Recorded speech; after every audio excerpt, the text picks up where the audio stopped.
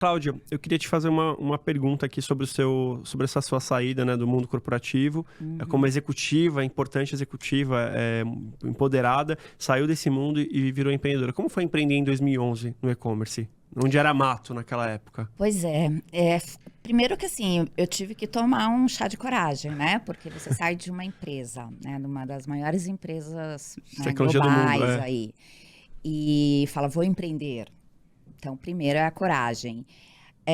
Eu tentei planejar um pouco, só que quando você está do outro lado da mesa, uma coisa é você estar ali como consultora, né, numa empresa, representando uma empresa com seus clientes, outra coisa é como empreendedora. Então, a coragem fez parte, né? Tá com medo, vai com medo mesmo. Eu comecei a pensar um pouco sobre isso. Mas naquela época, eu comecei a olhar o que eu faria.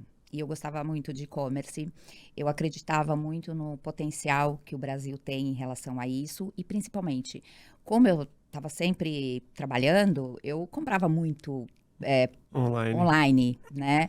Perfeito. Então, eu falei, vou fazer isso que eu gosto, e eu acho que a gente tem oportunidades aqui. Naquela época, o YouTube estava começando também, enfim, eu fiz várias parcerias, e eu fui na cara de pau mesmo, em várias empresas, em várias marcas, tentei representar muitas, né? Recebi muitos nãos, óbvio. Mas também... Ou seja, que você você distribuía, né? Então você podia colocar a marca que você quisesse lá dentro. Exato. Só que era exato. tudo muito novo, as marcas tinham medo, né? Tinham medo, e você sabe que eu tentei fazer até consegui, mas eu tive muita dificuldade para fazer parceria com uma empresa de cosméticos que tinha franquias. E ele falava o seguinte, você vai matar os meus franqueados, né, se eu colocar isso online. E eu mostrava para ele que não, que era uma tendência, né. Bom, enfim, foram mais de 8 reuniões até que ele deixou eu colocar os produtos no site. Eu coloquei com valores maiores. E eu comecei a fazer kits, né. As franquias vendiam tudo separado, eu comecei a montar kits, enfim, que eu sabia, por exemplo, que eu gostava, então eu fazia o que eu gostava. E aí deu muito certo, acabei vendendo pro Brasil naquela inteiro. época você mesmo validava, era o seu bom gosto que... Eu fazia tudo, eu fazia até embalagem, eu escolhia tudo, tinha pessoas que me ajudavam, mas eu tinha tanto prazer porque assim, era Presents for You, o nome da marca. Perfeito. E eu queria que as pessoas recebessem uma experiência. Então, quando comprava realmente isso, eu ia com um cartãozinho, né, de agradecimento. Se aquilo fosse um presente para alguém, porque quando ela fizesse a compra, colocava, a gente personalizava para a pessoa. Para a pessoa. Você espirrava aquele perfuminho e tal, deixava... uma dúvida, você não vendia o produto, então. Na verdade, você vendia uma experiência, talvez, né?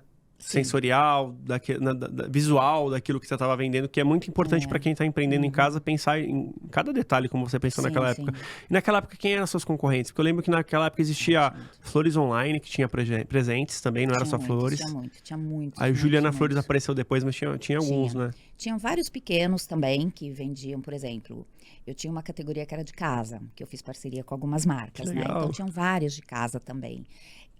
Então eu procurava diferenciais do que realmente mais vendia, eu ia para as feiras, então aí fica uma outra dica, né? A gente tem que conhecer o mercado que a gente atua.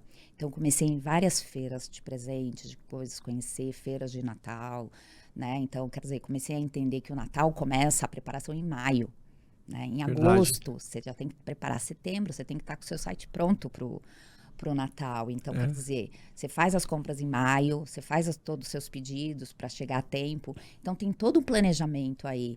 Então, assim, eu aprendi muito com a operação.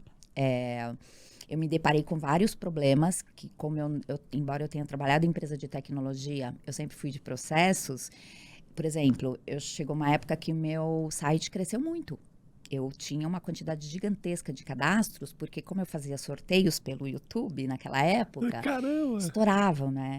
E aí eu não tinha um banco de dados que suportava isso, né? E eu não sabia, eu não conhecia no mercado. Então eu tive realmente que me deparar aí com vários desafios e vários problemas, né, bugs, enfim, Gateway de pagamento, tudo começando ainda. Na época também tinha só correio, então a gente usava o correio como referência para despachar, para as entregas.